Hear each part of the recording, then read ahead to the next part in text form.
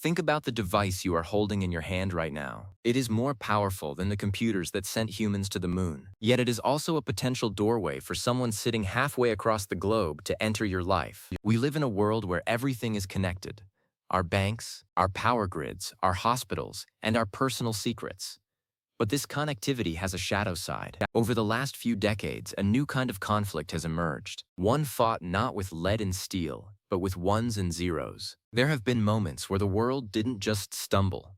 It was brought to its knees by a few lines of malicious code. We aren't talking about movies or science fiction.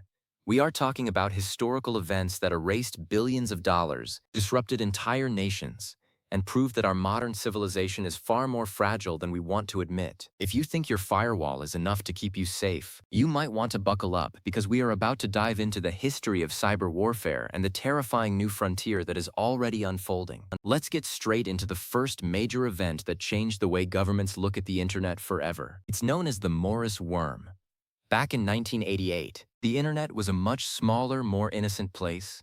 It was mostly used by researchers and universities. A graduate student at Cornell named Robert Tappan Morris wanted to gauge the size of the internet. He wrote a program designed to spread from computer to computer and report back, but he made a critical coding error. The worm was programmed to install itself even if a computer already had a copy, which caused the machines to overload and crash. Within hours, about 10% of the entire internet was paralyzed. It was a wake-up call that a single person with a keyboard could unintentionally cause global disruption. This was the birth of the cybersecurity industry, but it was only the beginning of a much more intentional and dangerous game. Fast forward to 2007, and we see the first instance of what many call Cyber War I. The small, tech-savvy nation of Estonia decided to move a Soviet-era monument. In response, the country was hit by a massive, coordinated, distributed denial-of-service attack. Suddenly, banks didn't work. Government websites vanished. News agencies couldn't publish. For a country that had fully embraced digital life, it was like someone had pulled the plug on their entire society. It showed the world that you don't need to cross a physical border to paralyze a nation. You just need to flood its servers until they stop breathing. This wasn't just a prank. It was a blueprint for how modern geopolitical conflicts would be handled from that point forward. But perhaps the most sophisticated and shocking attack in history occurred shortly after, and it changed the definition of what a computer virus could do. It was called Stuxnet. This wasn't designed to steal credit card numbers or crash websites. It was a digital weapon designed to cause physical destruction. Its target was a nuclear enrichment facility in Iran. The genius and the terror of Stuxnet was that it was designed to spread specifically through air-gapped systems, meaning computers not connected to the internet. It traveled via corrupted USB drives and stayed hidden until it recognized the specific industrial control systems it was looking for. Once inside, it took control of the centrifuges and forced them to spin at dangerous speeds while sending fake data back to the monitors, telling the operators that everything was perfectly normal. By the time anyone realized something was wrong, the physical hardware was ruined. Stuxnet proved that code could jump out of the screen and destroy physical infrastructure. It opened a Pandora's box where every bridge, power plant, and water system in the world became a potential target. Then came the era of the high-profile corporate breach, and none was more theatrical than the attack on Sony Pictures in 2014. A group calling themselves the Guardians of Peace systematically dismantled Sony's internal network. They didn't just steal data. They released unreleased movies, private emails from executives, and personal salaries of employees. They wiped the company's servers clean, leaving employees with nothing but pens and paper. The motivation appeared to be the release of a specific comedy film, but the impact was a multi-million-dollar blow to one of the world's biggest entertainment giants. It proved that in the digital age, your reputation and your internal secrets are just as vulnerable as your bank account. While the Sony attack was flashy, the 2017 WannaCry outbreak was an absolute global catastrophe. Utilizing a leaked exploit from the National Security Agency, this ransomware spread to over 200,000 computers in 150 countries. It encrypted files and demanded payment in Bitcoin to get them back. The most devastating impact was felt by the National Health Service in the United Kingdom. Hospitals had to turn away patients, surgeries were canceled, and ambulances were diverted because doctors couldn't access records or scan results. It was a vivid reminder that when the digital world stops, the physical world suffers. WannaCry was stopped almost by accident when a young researcher found a kill switch in the code, but it served as a terrifying demonstration of how quickly a self-replicating digital plague can move. Just weeks after WannaCry, the world was hit by something even more malicious called NotPetya. While it looked like ransomware, it was actually a wiper, designed to simply destroy data with no hope of recovery. It started in Ukraine but quickly spread across the globe. It hit the shipping giant Maersk so hard that their entire global logistics operation came to a halt. It affected pharmaceutical companies, construction firms, and even the Chernobyl radiation monitoring system. The total damage was estimated at $10 billion, making it the most expensive cyber attack in history. NotPetya showed that in our interconnected world, an attack on one tiny part of the supply chain can have a butterfly effect that crushes global commerce. One of the most insidious attacks in recent memory was the SolarWinds supply chain hack discovered in late 2020. Instead of attacking a target directly,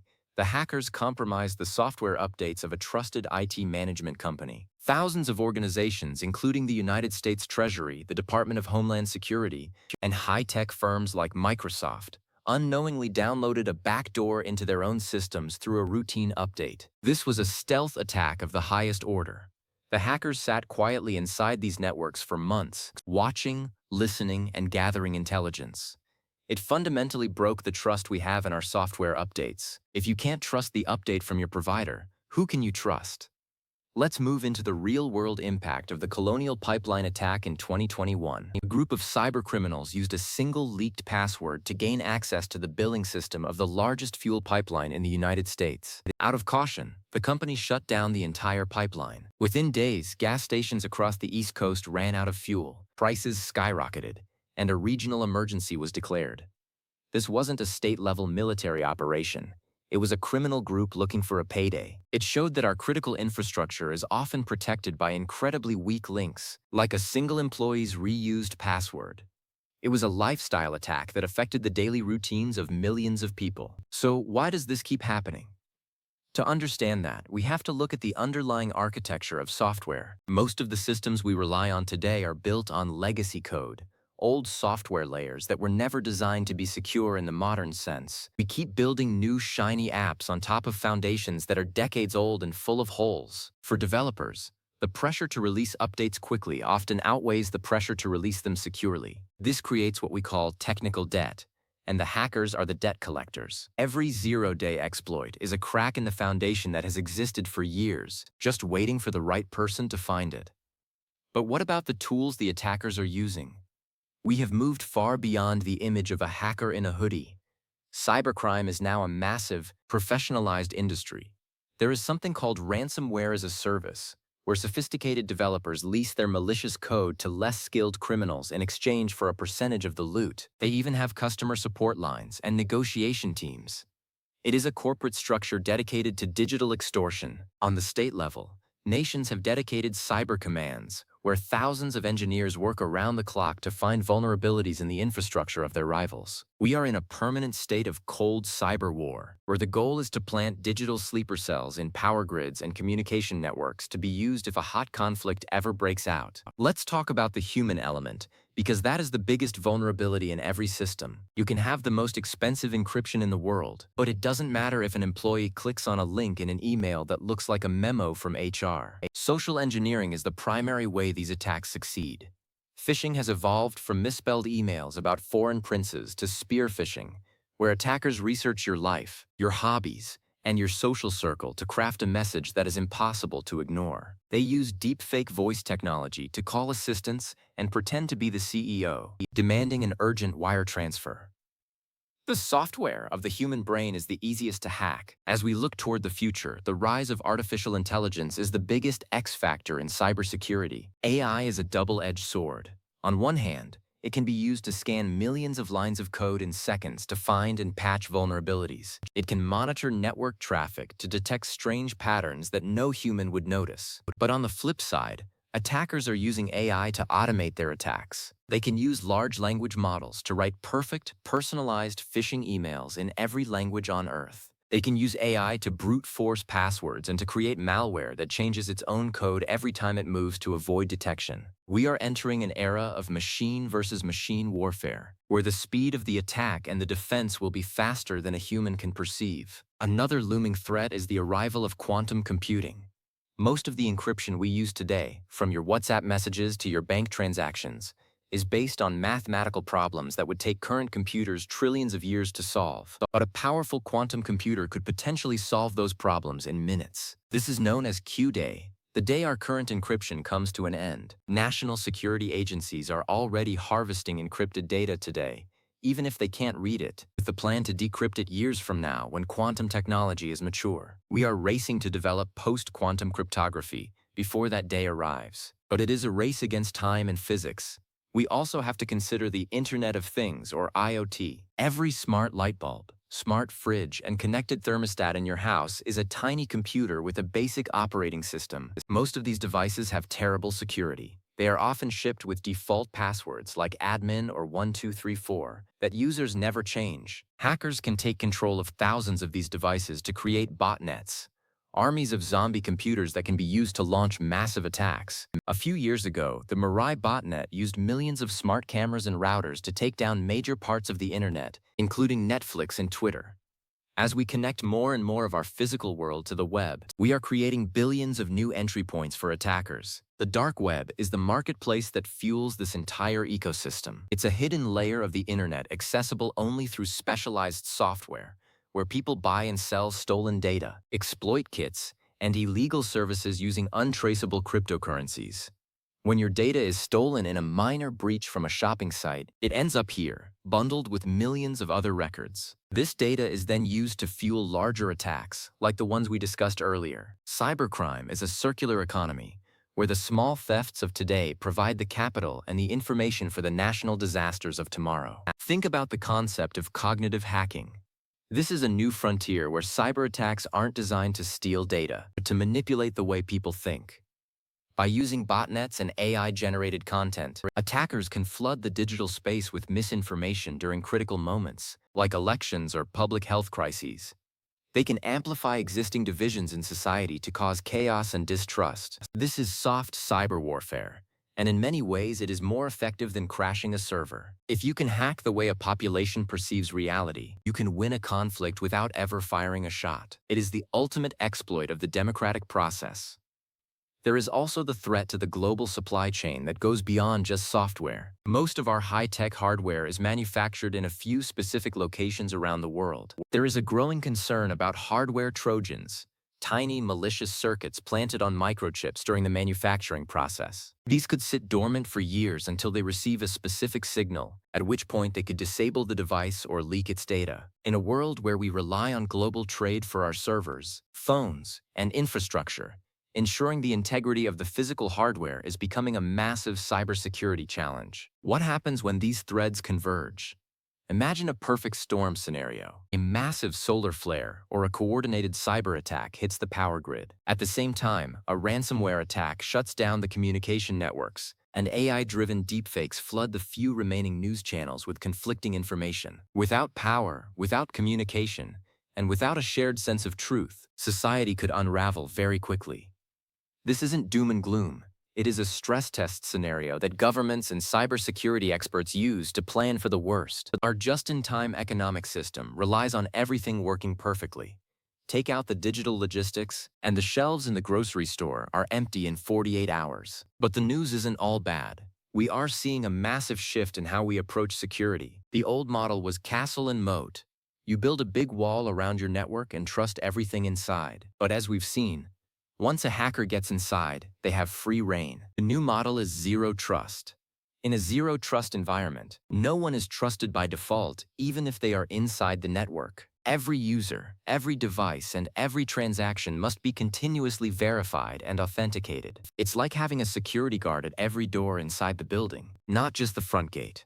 This is becoming the standard for modern enterprise and government security. We are also seeing the rise of bug bounty programs. Companies like Google, Microsoft, And even the Department of Defense now pay ethical hackers to find vulnerabilities in their systems before the criminals do. It turns the tide by using the global community of clever coders for good. By incentivizing the discovery of holes, we can patch them and make the entire ecosystem more resilient. It's a recognition that nobody can build perfectly secure software, so the best defense is a massive, transparent community of experts looking for the flaws. For you as an individual, the advice is simple but critical. Use a password manager, because your brain cannot create or remember secure, unique passwords for every site. Enable multi-factor authentication on everything, not just your bank, but your email and your social media. Your email is the master key to your life. If someone gets into your inbox, they can reset the password on almost everything else. And finally, stay skeptical. The biggest hacker you will ever face is a message that tries to make you feel panicked or rushed. Slow down, check the source, and never click the link. As we look toward what's coming next, we have to talk about neural interfaces. Companies are already working on technology that connects the human brain directly to computers. While this has amazing potential for medicine and communication, it also represents the ultimate cybersecurity frontier. How do you protect a brain-computer interface from being hacked? If someone can access your device, can they eventually access your memories or your motor functions? We are moving toward a future where cybersecurity and personal biological security are the same thing. It sounds like science fiction, but so did Stuxnet 20 years ago. The world is not going back to a pre-digital era. We are all in on this technology. There is no undo button for the internet. This means that the digital battlefield will only grow in importance and complexity. We are building the city of the future on a foundation of code, and we are learning, often through painful experience, how to make that code resilient. The history of cyberattacks is the story of our growing pains as a digital species. Each breach, each worm, and each shutdown is a lesson that forces us to become smarter and more prepared. The next major cyberattack likely won't be something we can predict. It might be a vulnerability in a programming language we've used for 40 years. It might be a creative use of AI that we haven't imagined yet, but the response will always be the same. The global community of engineers, researchers, and security experts working together to solve the problem and build something stronger. Cybersecurity is an infinite game. There is no final victory, only a constant state of adaptation. Think about the importance of digital sovereignty. Nations are realizing that they cannot rely entirely on foreign technology for their critical infrastructure. We are seeing a move toward localizing data storage and developing domestic hardware and software to ensure that if a global conflict occurs, a country's essential services can stay online. The internet, which was designed to be borderless, is starting to have digital borders as security concerns take precedence over global connectivity. We are also seeing the professionalization of the cyber defender. In the past, it was seen as a support role. Today, the Chief Information Security Officer is one of the most important positions in any major organization. The blue teams, the people who defend networks, are using advanced data science and behavioral analytics to catch attackers before they can do damage. We are moving from a reactive posture to a predictive one. We are looking for the smoke of a breach before the fire of an attack starts. As we conclude this journey through the digital battlefield, remember that you are a participant in this story. Every time you update your phone, every time you choose a strong password, and every time you stay informed about the threats, you are helping to build a more secure world. The Internet of Everything is a magnificent achievement, but it requires a security for everything mindset. The world has been brought to its knees before, but it always gets back up. The goal of cybersecurity is to make sure the next time we stumble, we don't fall quite as hard. The digital future is bright, but only if we are willing to face the shadows. We have seen the power of a single worm, the precision of a digital weapon like Stuxnet, and the chaos of global ransomware. We know that the next frontier involves AI, quantum computing, and perhaps even our own biology. This is the world we have built, and it is the world we must protect. Stay curious about the tech, stay vigilant about your data, and keep learning about the invisible lines of code that keep our modern world turning. The battle is ongoing, but knowledge is the first and most important line of defense. The history of cyber warfare is still being written, and each of us has a role to play in the next chapter. Let's make sure it's a story of resilience and progress. Keep your software updated, your mind sharp, and your curiosity alive. The digital world is ever-changing, and staying informed is the best way to ensure that as the world continues to connect, it also stays safe. Thank you for joining me on this deep dive into the code that changed the world. The future is waiting, and it's up to us to make it secure. Stay safe out there in the digital wild.